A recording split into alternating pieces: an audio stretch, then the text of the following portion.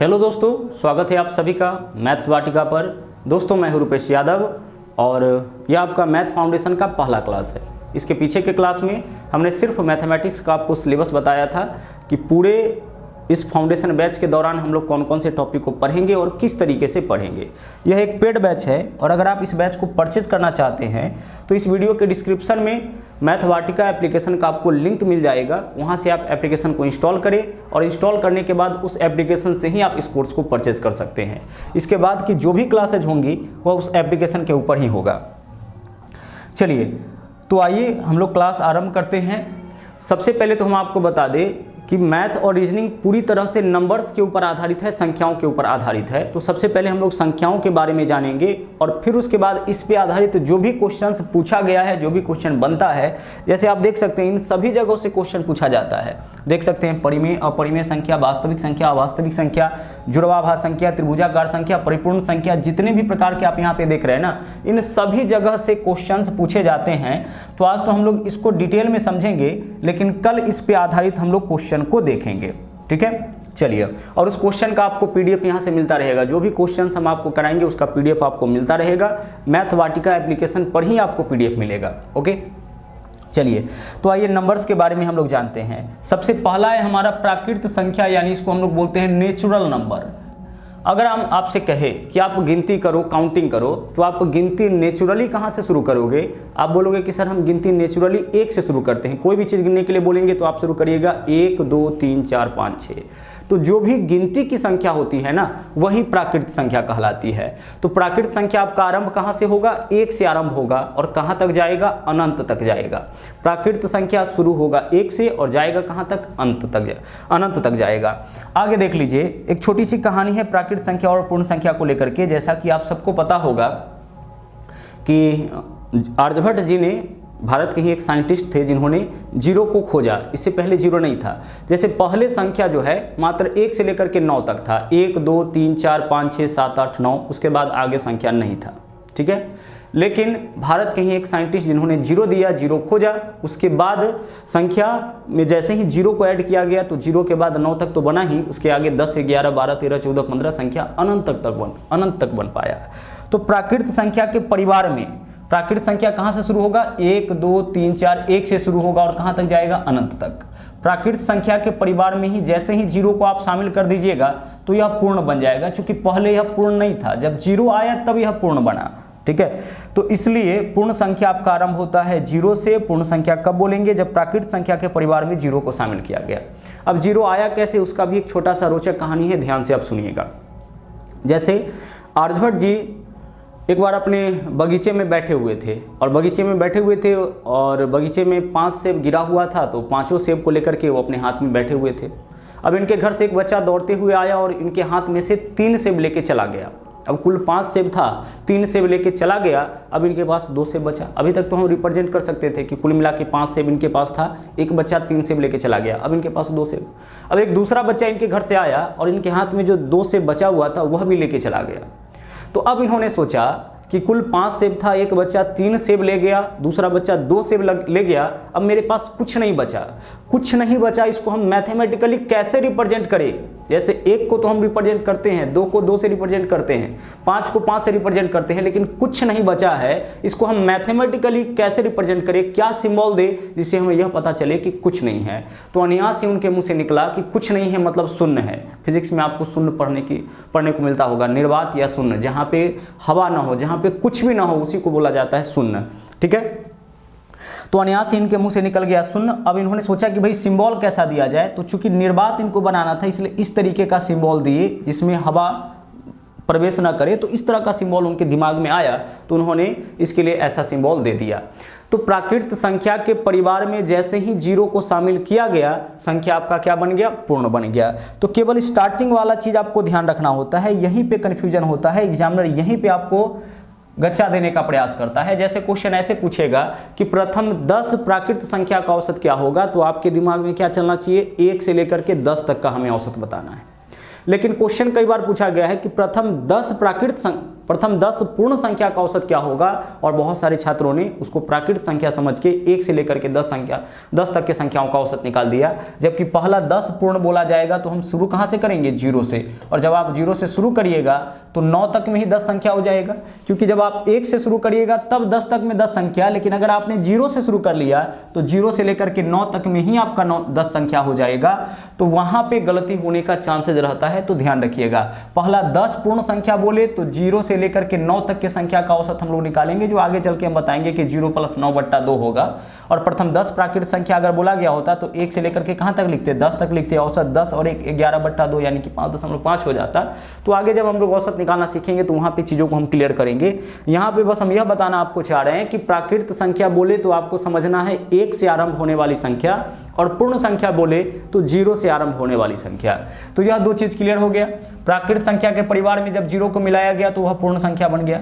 अब देखिए आगे है पूर्णांक संख्या। पूर्णांक संख्या किसको बोलते हैं, जो भी प्राकृत संख्या है या पूर्ण संख्या है, पूर्ण संख्या को ही अगर प्लस और माइनस के साथ दर्शाया जाए तो वह आपका पूर्णांक संख्या कहलाता है। जैसे -1 -2 -3 0 है ना, +1 +2 +3, तो प्लस और माइनस चिन्ह के साथ जैसे उसको हम दर्शा दे तो वह हमारा क्या बन जाएगा, पूर्णांक बन जाएगा। जैसे +3 +4 यह सब पूर्णांक है, 0 यह भी पूर्णांक है ना, -2 -3, मतलब इन्हीं को ना पूर्ण संख्या को ही प्लस माइनस सिंबल के साथ अगर हम दर्शा दे तो वही हमारा कहलाता है पूर्णांक इंटीजर। प्लस भी साइन हो सकता है इसके साथ और माइनस भी साइन हो सकता है। अब आगे देखिए सम संख्या के बारे में तो आपको अच्छी तरह से पता है, जो संख्या 2 से कट जाता है वह आपका सम संख्या कहलाता है। जैसे पहला सम संख्या क्या होगा, 2, उसके बाद 4, उसके बाद 6, उसके बाद 8, जो भी 2 से कट गया वह आपका सम संख्या कहलाएगा। अगला है विषम संख्या, जो 2 से नहीं कटेगा वह विषम संख्या हो जाएगा। जैसे पहला विषम संख्या 1, उसके बाद 3, नहीं 2 से नहीं कटेगा, 2 से नहीं कटेगा, 2 से नहीं कटेगा, 2 से नहीं कटेगा, देख सकते हैं, ठीक है। तो लगातार आने वाले सम संख्याओं में 2 का अंतर होगा, और लगातार आने वाले विषम संख्याओं में भी 2 का अंतर। देखिए 1 के बाद 3, 3 के बाद 5, 5 के बाद 7, 7 के बाद 9, 9 के बाद 11 इत्यादि। तो 2 से कटने वाली संख्याओं को हम लोग बोलेंगे सम संख्या, 2 से नहीं कटने वाली संख्याओं को हम लोग बोलेंगे विषम संख्या। एक बार फिर से चीजों को देख लेते हैं। 1 से आरंभ होने वाली संख्या प्राकृत संख्या कहलाती है, जो भी गिनती का संख्या है 1 से लेकर के अनंत तक। प्राकृत संख्या के परिवार में जैसे ही 0 को शामिल करिएगा पूर्ण संख्या बन जाएगा, तो 0 से लेकर के अनंत तक की संख्या पूर्ण संख्या कहलाती है। इन्हीं को अगर प्लस माइनस के साथ हम दर्शा दे, प्लस और माइनस सिंबल के साथ अगर लिख दे +1 -1, तो यही कहलाता है पूर्णांक संख्या। 2 से कटने वाली संख्या कहलाएगी सम संख्या, 2 से नहीं कटने वाली संख्या कहलाएगी विषम संख्या। अब हम लोग बढ़ते हैं आगे। अगला देख लीजिए क्या है। अगला इस 2 को हम एक साथ समझते हैं, अवास्तविक यानी कि काल्पनिक संख्या और वास्तविक संख्या। देखिए काल्पनिक संख्या उसको बोलेंगे जिसका हम लोग केवल कल्पना कर सकते हैं, जैसी संख्या नहीं हो है ना, जिसकी पॉसिबिलिटी नहीं हो, जो केवल हम लोग सोच सकते हैं, इमेजिन कर सकते हैं, वैसी संख्याओं को हम लोग काल्पनिक संख्या कहते हैं। जैसे रूट के भीतर कोई ऐसी संख्या, रूट के भीतर कोई भी संख्या अगर नेगेटिव चिन्ह के साथ आ जाए, जैसे -√3, तो ऐसी संख्या का केवल कल्पना है, ऐसा संख्या पॉसिबल नहीं है। आप कभी भी कैलकुलेशन में इसका यूज नहीं किए होंगे, कभी भी अपने कैलकुलेशन में आप ऐसी संख्या का यूज नहीं किए होंगे।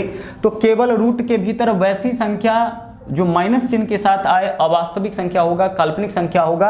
इसके अलावा जो भी बच गया सब वास्तविक संख्या, √7, √5, √11, 3, 2/4, 3/5, जो भी संख्या आप लिख सकते हैं ना, सब वास्तविक होता है, केवल यही अवास्तविक होगा, है ना। अगर हम आपसे कहें कि √7 वास्तविक की अवास्तविक, तो यह वास्तविक है, लेकिन इसी में अगर हम यहाँ पे माइनस लगा दें -√7, तो यह क्या है आपका, यह आपका अवास्तविक संख्या हो जाएगा।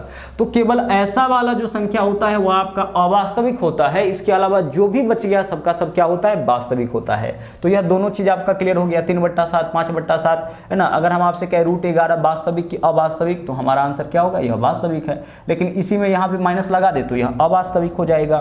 क्लियर है। चलिए अब हम लोग बढ़ते हैं यहाँ पे अपरिमेय और परिमेय, ठीक है। हम अपरिमेय समझ जाते हैं तो परिमेय हमारा अपने आप क्लियर हो जाता है। यहाँ से भी बहुत सारे क्वेश्चंस आते हैं। देखिए अपरिमेय संख्या हम हटा लेते हैं, उसके बाद रेस्ट जो भी बचेगा वह परिमेय संख्या होगा। तो ध्यान से आप समझिएगा, जैसे पाई, हालांकि पाई का मान 22/7 होता है, तो 22/7 परिमेय है, लेकिन पाई अपरिमेय है, क्योंकि पाई का एग्जैक्ट मान 22/7 नहीं है, अनुमानित मान है पाई का 22/7। तो पाई, इसके अलावा हम लोग आगे चल के ना ई का भी उपयोग करेंगे। जैसे पाई का मान 22/7 या 3.14 होता है, उसी तरह से एक ई का मान 2.71828 इस तरीके से होता है, जो आगे हम लोग क्वेश्चन सिंप्लीफिकेशन का जब क्वेश्चन सोल्व करेंगे तो इसका उपयोग करेंगे। तो पाई अपरिमेय है, ई अपरिमेय है, जो अपरिमेय है उसको हम हटा देते हैं तो रेस्ट जो भी बचेगा वह परिमेय। इसके अलावा रूट के भीतर वैसी संख्या जिसका वर्गमूल ना निकले, जैसे √7 हो गया, √11 हो गया, √19 हो गया, √15 हो गया, रूट के भीतर वैसी संख्या जिसका वर्गमूल न निकले, यह सब आपका अपरिमेय होगा। इसके अलावा दशमलव के बाद ऐसी संख्या जैसे 1.7, 6, 5, 4 इस तरीके से डॉट डॉट डॉट डॉट ऐसी संख्या आ जाए तो यह सब अपरिमेय, जो रुकने वाला नहीं हो, अशांत दशमलव हो, इसको अशांत बोलेंगे, जो जा कहीं रुके नहीं, है ना। तो यह सब हमारा क्या कहलाएगा? अपरिमेय संख्या कहलाएगा। पुनः एक बार देख लीजिए किसको किसको अपरिमेय बोलेंगे, ठीक है। उसके बाद इसको भी देखेंगे और फिर दोनों को एक साथ क्लियर करेंगे। पाई अपरिमेय होगा, ई अपरिमेय होगा, रूट के भीतर वैसी संख्या जिसका वर्गमूल न निकले वह अपरिमेय होगा। उसके बाद दशमलव के बाद अलग अलग संख्या आए, ध्यान रहे आगे अनंत तक अलग अलग संख्या आए तो यह आपका अपरिमेय होगा। अच्छा, कई बार ऐसे भी क्वेश्चन मिल जाता है 1.77777 dot dot dot dot dot dot, तो यह आपका अपरिमेय नहीं होगा, यह क्या हो जाएगा? यह परिमेय हो जाएगा, क्योंकि दशमलव के बाद एक ही संख्या रिपीट हुआ है ना। तो इसके लिए हम ऐसे लिखते हैं 7 और इसको हटाने, यहाँ इसके ऊपर रेखरिंग, ठीक है, और एक दशमलव के स्थान पर प्लस, रेखरिंग हटाने के लिए बट्टा में 9, यानी कि कुल मिला के ना इसको हम लोग भिन्न के रूप में रिप्रेजेंट कर लेते हैं। तो दशमलव के बाद अगर एक ही संख्या आए तब तो यह परिमेय होगा, लेकिन दशमलव के बाद अलग अलग संख्या आए तब यह क्या होगा? अपरिमेय। दशमलव के बाद एक ही संख्या आए 1.33333333 इस तरीके से, तो उसको हम भिन्न के रूप में बना सकते हैं। जिसको हम भिन्न के रूप में नहीं लिखते हैं वही अपरिमेय होता है, जिसको p/q के रूप में नहीं लिख सकते हैं वही अपरिमेय होता है। तो इसको हम लोग p/q के रूप में नहीं लिख पाएंगे, इसलिए यह हमारा क्या होगा? अपरिमेय। लेकिन इसको हम p/q के रूप में लिख सकते हैं 1.333 डॉट डॉट डॉट, यह भी अशांत दशमलव ही है। अशांत दशमलव जो कटे नहीं वह अशांत दशमलव कहता है, जो दशमलव के एक निश्चित स्थान तक ना हो वह अशांत दशमलव कहलाता है। लेकिन फिर भी यह क्या है हमारा? फिर भी यह हमारा क्या है? परिमेय संख्या है। लेकिन इसी में 1.3, 4, 5, 6, 2, 1 इस तरीके से डॉट डॉट कर दे तो यह हमारा क्या हो जाएगा? अपरिमेय संख्या हो जाएगा। तो पुनः चीजों को क्लियर करते हैं, देख लीजिए। पाई अपरिमेय है, ई अपरिमेय है, √7, √11, √13 रूट के भीतर वैसी संख्या जिसका वर्गमूल न निकले वह अपरिमेय है। इस तरीके से जो पॉइंट वाला संख्या होगा वह अपरिमेय होगा, और इसके बाद रेस्ट जो भी बच गया सबका सब आपका परिमेय होगा। जो भी बचा है सबका सब क्या होगा? आपका परिमेय होगा। परिमेय संख्या का डेफिनेशन यह है कि जिसको हम लोग p/q के रूप में लिख सकते हैं ना, बट्टा के रूप में लिख सकते हैं, वह परिमेय संख्या होता है। और जिसको बट्टा के रूप में नहीं लिख सकते हैं वह अपरिमेय। जैसे 2 को बट्टा के रूप में लिख सकते हैं 2/1, √7 को बट्टा के रूप में लिख सकते हैं, है ना। देखिए उसको बट्टा के रूप में नहीं लिख सकते हैं, जब इसका आप वैल्यू निकालिएगा तो पॉइंट के बाद लगातार कंटिन्यू होता जाएगा संख्या, तो यह आपका क्या हो जाएगा? अपरिमेय संख्या हो जाएगा। उसी तरह से √16 परिमेय की अपरिमेय, तो √16 इसका वर्गमूल निकल जाएगा तो यह क्या होगा? आपका परिमेय संख्या होगा। तो आपको क्या करना है ना कि सिर्फ अपरिमेय संख्या पहचान लेना है, और अपरिमेय संख्या के अलावा रेस्ट जो भी बच जाएगा वह क्या होगा? आपका परिमेय संख्या होगा, ठीक है। इससे बहुत सारे क्वेश्चंस को हम लोग करेंगे। अब चलिए आगे बढ़ते हैं। अगला है हमारा अभाज्य संख्या या रूट संख्या। किसको बोलते हैं? देखिए, जो संख्या स्वयं और एक के अलावा और किसी से न कटे वह अभाज्य। भाज्य का मतलब होता है कटने वाला, और अभाज्य का मतलब होता है न कटने वाला। तो दुनिया का कोई भी संख्या लीजिएगा तो वह स्वयं से और एक से जरूर कटता है, किसी से कटे न कटे वह अपने आप से जरूर कटता है, एक से जरूर करता है। तो स्वयं और एक के अलावा अगर किसी से न कटा तो वह अभाज्य यानी भाग नहीं लगने वाला होगा, और स्वयं और एक के अलावा अगर और किसी से कट गया तो वह भाज्य होगा। यह दोनों चीज क्लियर हो गया। जैसे अगर हम बात करें 15 का, चलो 15 का नहीं, हम 9 ले लेते हैं पहले। 9 की बात करें तो 9 देखिए 1 से तो कटेगा ही, 9 से भी कटेगा 9, इसके अलावा 3 से भी कट गया तो यह हमारा क्या हो जाएगा? भाज्य संख्या हो जाएगा, क्योंकि स्वयं और एक के अलावा यह 3 से भी कट गया तो यह भाज्य संख्या हो गया। अगर हम बात करें 4 का तो 4 1 से तो कटेगा ही, 4 से भी कटेगा, इसके अलावा यह 2 से भी कट जाएगा तो यह कहलाएगा भाज्य संख्या। यानी जिसको कम से कम 3 संख्या काटे ना, कम से कम 3 संख्या या 2 से ज्यादा संख्या अगर काटने वाला है तो वह भाज्य संख्या होगा। और अगर केवल और केवल 2 ही संख्या काटने वाला हो, मतलब स्वयं और एक, केवल और केवल 2 ही संख्या काटने वाला हो तो वह क्या होगा, अभाज्य। जैसे देखिए 2 या तो 2 से कटेगा, 2 किससे कटेगा, या तो 2 से कटेगा या फिर 1 से कटेगा, इसके अलावा और किसी से नहीं कटेगा तो यह अभाज्य हो गया। 3 या तो 3 से कटेगा या फिर 1 से कटेगा, 3 किससे कटेगा, या तो 3 से या फिर 1 से तो अभाज्य हो गया। 5 या तो 5 से कटेगा या फिर 1 से तो अभाज्य हो गया। 7 या तो 7 से कटेगा 1 से अभाज्य हो गया। 9 के बारे में हमने आपको बताया 9 अभाज्य नहीं होगा, क्योंकि 9 1 से भी कटेगा, 9 से भी कटेगा, 3 से भी कटेगा। उसी तरह से 11 1 से कटेगा या 11 से कटेगा, अभाज्य हो गया। 13 और 1 के अलावा और किसी से नहीं कटेगा, अभाज्य। तो जो संख्या स्वयं और 1 के अलावा और किसी से न कटे वह अभाज्य कहलाता है, और जो स्वयं और 1 के अलावा भी किसी से कट जाए वह भाज्य कहलाता है। अब ध्यान से सुनिएगा, 1 के बारे में हम क्या बोले, भाज्य बोले कि अभाज्य बोले। तो 1 न तो भाज्य है, ध्यान रहे, न तो भाज्य है और न ही अभाज्य, न तो भाज्य है और न ही अभाज्य। अच्छा देखो, भाज्य क्यों नहीं है, तो भाज्य तो उसको बोलेंगे जो स्वयं और 1 के अलावा और किसी से कट जाए, मतलब जिसका 2 से ज्यादा गुणनखंड हो। गुणनखंड का मतलब काटने वाला। तो 1 को काटने वाला संख्या 2 से ज्यादा है क्या, तो 1 के अलावा और किसी से नहीं कटेगा, इसलिए यह तो भाज्य नहीं हो सकता है, क्योंकि भाज्य तो वह होगा जो स्वयं और 1 के अलावा भी किसी से कट जाए। तो 1 के अलावा और किसी से नहीं कटता, इसलिए भाज्य नहीं होगा। अच्छा, अभाज्य क्यों नहीं होगा, तो अभाज्य संख्या जो भी है उसको उठा के देख लीजिए, उसका न्यूनतम गुणनखंड 2 होता है। जैसे 1 और 2 से कटेगा, कुल कितना संख्या से, 2 से।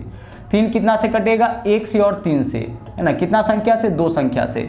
तो अभाज्य संख्या का भी अधिकतम और न्यूनतम गुणनखंड 2 होता है। मतलब अभाज्य संख्या उसको बोलते हैं जिसका कम से कम और ज्यादा से ज्यादा 2 संख्या काटे, जिसका कम से कम ज्यादा से ज्यादा 2 गुणनखंड हो, वह अभाज्य संख्या कहलाता है। तो इसी कारण से 1 न तो भाज्य है और न ही अभाज्य। तो 1 को हटा देंगे तो अगला संख्या कौन आएगा, 2 आएगा। तो 2 क्या हो जाएगा, अभाज्य। तो सबसे पहला अभाज्य संख्या 2 है, सबसे पहला अभाज्य संख्या 2 है, सबसे छोटी अभाज्य संख्या 2 है, और 2 एकमात्र ऐसी अभाज्य संख्या है जो सम संख्या भी है। तो तीनों जगह से क्वेश्चन आता है।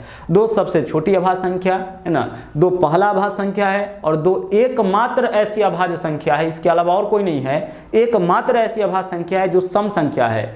2 के अलावा अगर कोई सम संख्या है, 2 को छोड़ करके अगर कोई सम संख्या है तो फिर वह अभाज्य संख्या नहीं होगा। ठीक है, सम है तो फिर वह अभाज्य नहीं होगा। यानी 2 के अलावा अगर कोई संख्या अभाज्य है तो वह कंफर्म है कि वह विषम संख्या ही होगा, वह कभी सम नहीं हो सकता है।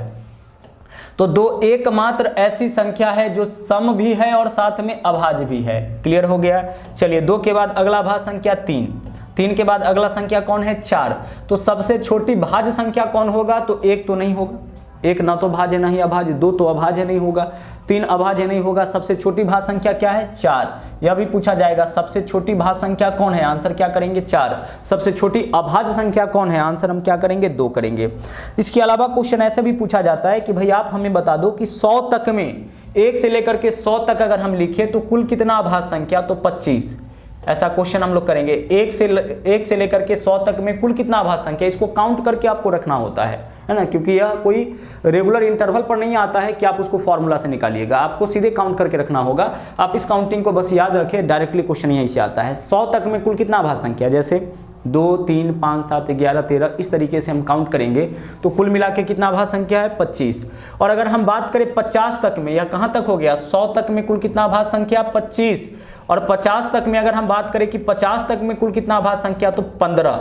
ठीक है, 50 तक में 15, और उसके बाद 50 से लेकर के 100 तक में मात्र 10, 50 से लेकर के 100 तक में मात्र 10, और कुल मिला के 1 से लेकर के 100 तक में कितना, 25। तो 100 तक में कुल 25 अभाज्य संख्या, 50 तक में कुल 15, और 50 और 100 के बीच, तो 25 में से 15 माइनस कर लीजिए। 50 तक में 15, उसके बाद ऊपर कितना बचा, 10, तो 50 से लेकर के 100 के बीच में कितना अभाज्य संख्या, 10 अभाज्य संख्या हो जाएगी। क्लियर। चलिए आगे बढ़ते हैं।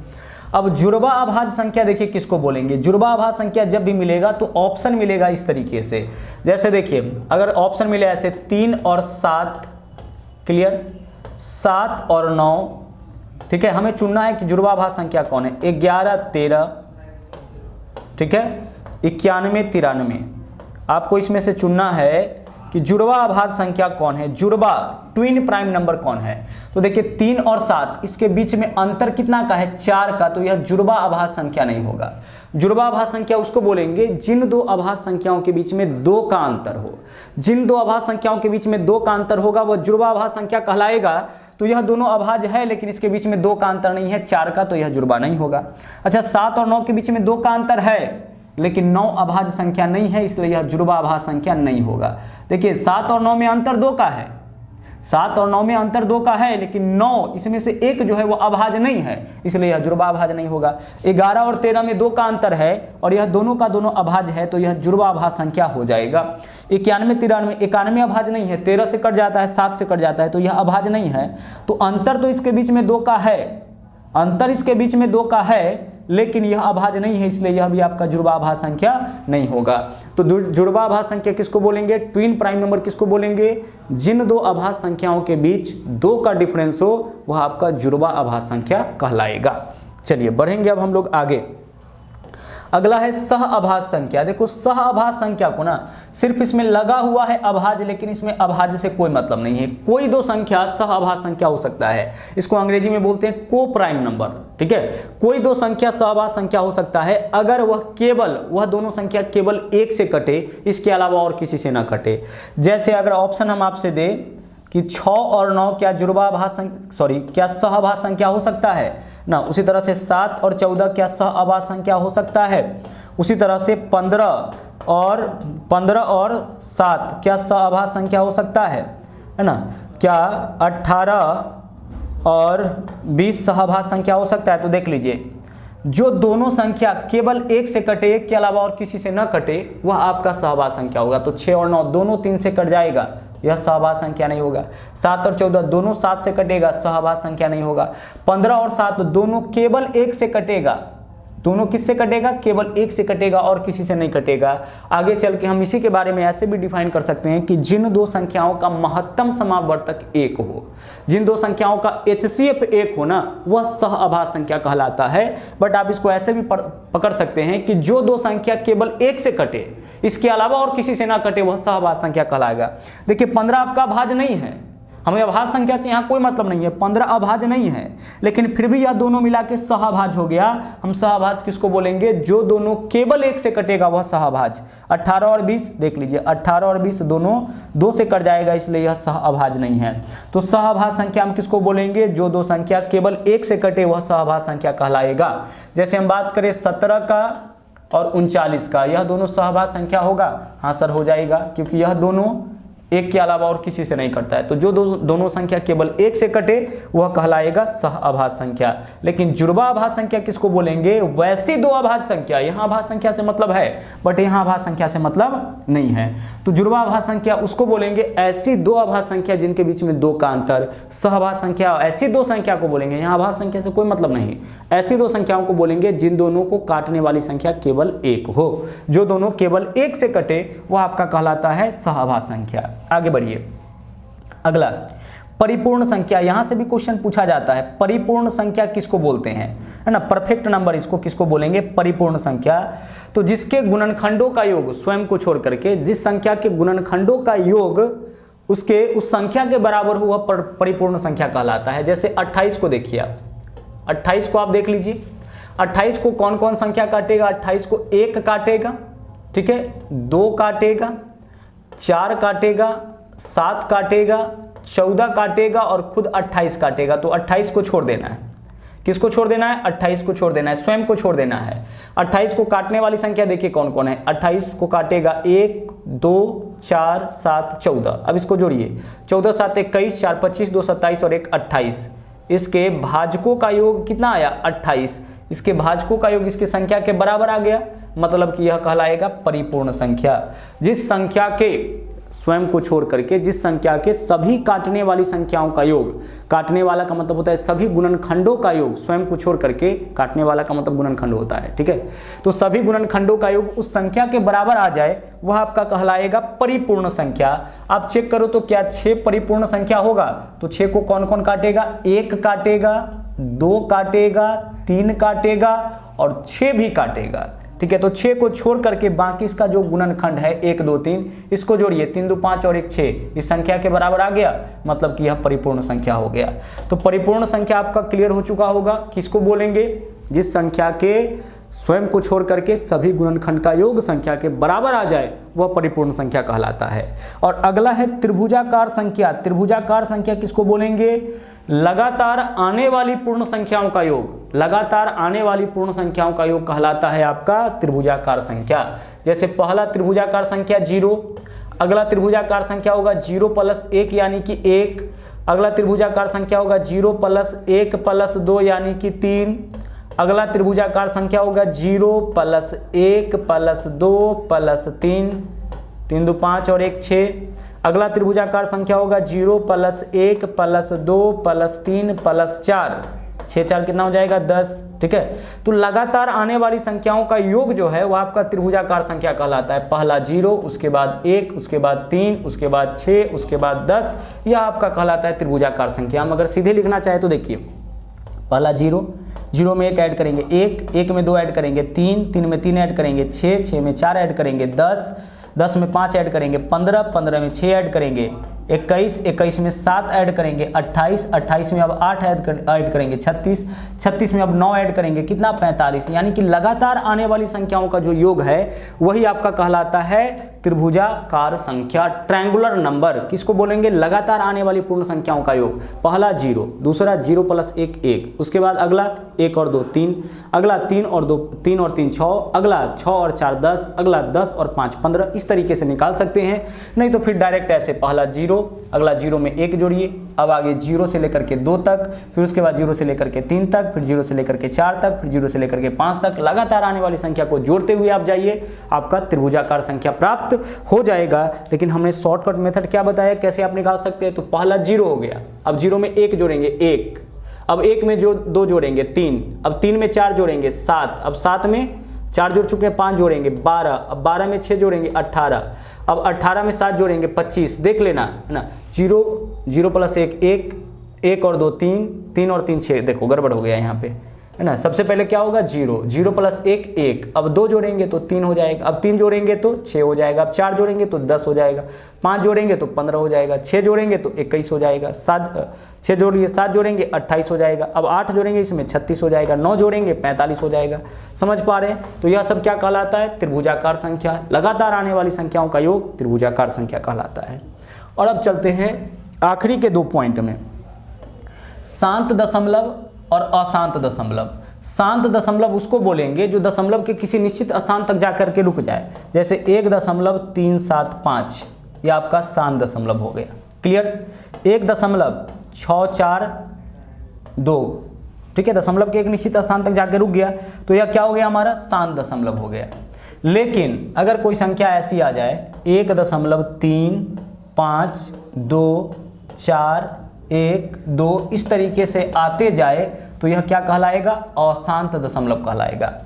1.7777 अगर नहीं रुके, दशमलव के किसी निश्चित स्थान तक जाके नहीं रुके, लगातार आते जाए तो यह कहलाएगा अशांत दशमलव। इसको क्या बोलेंगे? जो दशमलव के एक निश्चित स्थान तक जाकर के रुक जाए शांत दशमलव, और जो दशमलव के निश्चित स्थान तक जाकर के नहीं रुके वह क्या कहलाएगा? अशांत दशमलव। अब क्वेश्चन पूछा जाता है कि निम्नलिखित में से कौन शांत दशमलव है और कौन अशांत दशमलव, और विकल्प इस तरीके से दिया जाएगा 2/13 शांत या अशांत, ठीक है, 5/19 शांत या अशांत, ठीक है, 7/8 शांत या अशांत, 9/25 शांत या अशांत, ठीक है। ऐसे पूछा जाएगा आपसे कि इसमें से कौन शांत है और कौन अशांत है, किसका वैल्यू शांत आएगा और किसका अशांत। तो ध्यान से समझिएगा, अगर सीधे इसका वैल्यू हम निकाल ले और इस तरीके से आ जाए 0.1, इस तरह 2 3 4 डॉट डॉट डॉट ऐसे आ जाए तो अशांत, और निश्चित स्थान तक आ जाए तो शांत। लेकिन ऐसा तो नहीं आएगा, इतना कैलकुलेशन तो हम नहीं कर पाएंगे, एग्जाम में तो इतना वक्त होता नहीं है कैलकुलेशन करने का। फिर हम कैसे पकड़ेंगे देख लीजिएगा, ध्यान से समझिएगा, बहुत इंपॉर्टेंट बात है। कैसे पकड़ेंगे? जिस संख्या के बट्टा में इसको देखिए, जिस संख्या के बट्टा में 2 का पावर n, ठीक है, 2 का पावर n या 5 का पावर n हो। n कहने का मतलब n के जगह 1 डालिए, 2 डालिए, 3 डालिए, 4 डालिए, 5 डालिए, कुछ भी डालिए। जिस संख्या के बट्टा में 2 रहे 2 का स्क्वायर 4 रहे, 2 का क्यूब 8 रहे, 2 का पावर 4 16 रहे, 2 का पावर 5 32 रहे, 2 का पावर 6 64 रहे। मतलब 2 का पावर n रहे या 5 का पावर n यानी 5 का पावर 1 5, 5 का पावर 2 25, 5 का पावर 3 125, 5 का पावर 4 625, 5 का पावर 5। इस तरीके से जिस संख्या के बट्टा में 2 का पावर n या 5 का पावर n हो तो वह शांत दशमलव हो जाएगा, वह दशमलव के किसी निश्चित स्थान तक जाकर के कट जाएगा। लेकिन जिस संख्या के बट्टा में इसके अलावा कुछ हो ना, वह कटता नहीं है, दशमलव के निश्चित स्थान तक जाकर के नहीं रुकेगा, वह लगातार आते रहता है। तो यह आपका पहचान हो गया शांत का और अशांत का। तो देखिए यहाँ देखिए इसके बट्टा में क्या है 8, 2 का पावर n है, 2 का पावर 3 करेंगे 8 हो जाएगा, मतलब यह क्या हो जाएगा हमारा शांत दशमलव। यहाँ देखिए इस संख्या के बट्टा में 5 का स्क्वायर है तो 5 का पावर n है तो यह क्या हो जाएगा शांत दशमलव। यहाँ देखिए इसके बट्टा में 2 का पावर n या 5 का पावर n नहीं है तो यह क्या हो जाएगा अशांत दशमलव। इसके बट्टा में देखिए 2 या 5 का पावर n नहीं है तो यह क्या हो जाएगा अशांत दशमलव। अब वैल्यू निकाल करके चेक कर सकते हैं, है ना। छोटे से एग्जाम्पल से हम वैल्यू निकाल के चेक करते हैं। जैसे आप 1/3 करिए, भाग दे के देखिए 0 ये होगा ना 10, 3 तिया 9, 3 तिया 9, 3 तिया 9, 3 तिया 9, 3 तिया 9 आता जाएगा। अब आप क्या करो ना, एक में और कोई भी संख्या से भाग करके देखो। अब आप एक में 2 से भाग करो, कितना हो जाएगा 0.5, वैल्यू आ गया ना निश्चित स्थान तक। अब एक में 4 से भाग करो 0.25, देखिए शांत दशमलव का एग्जाम्पल हो गया सर। अब आप एक में 8 से भाग करो, देखिए 0.10 होगा ना, 8 एकम 8, 2 8 दूना 16, 8 पंचे निश्चित स्थान तक जाकर के कट गया। तो किसी भी संख्या के बट्टा में अगर 2 का पावर 1 या 2 का पावर 2 या 2 का पावर 3 या 2 का पावर 4 है ना, या देखो 1/5 करो, वैल्यू निकालोगे तो क्या हो जाएगा 0.2, दशमलव के निश्चित स्थान तक जाकर के रुक गया। तो बट्टा में अगर 2 का पावर n या 5 का पावर n कुछ भी रहे तो वह शांत दशमलव होगा, और इसके अलावा जो भी बचेगा यानी बट्टा में इसके अलावा कोई दूसरा संख्या आ जाए तो वह आपका अशांत दशमलव होगा। तो आज हम लोगों ने संख्याओं के बारे में बहुत ही अच्छी तरीके से पढ़ा है, सीखा है। आप कमेंट करके जरूर हमें बताइएगा कि आज का क्लास आपको कैसा लगा। कल हम लोग इसी पे आधारित जो इंपॉर्टेंट क्वेश्चंस पीछे के एग्जाम में पूछे गए हैं उन क्वेश्चंस को लेकर के आपके बीच में उपस्थित होंगे। आज के लिए इतना ही। Thank you. जय हिंद।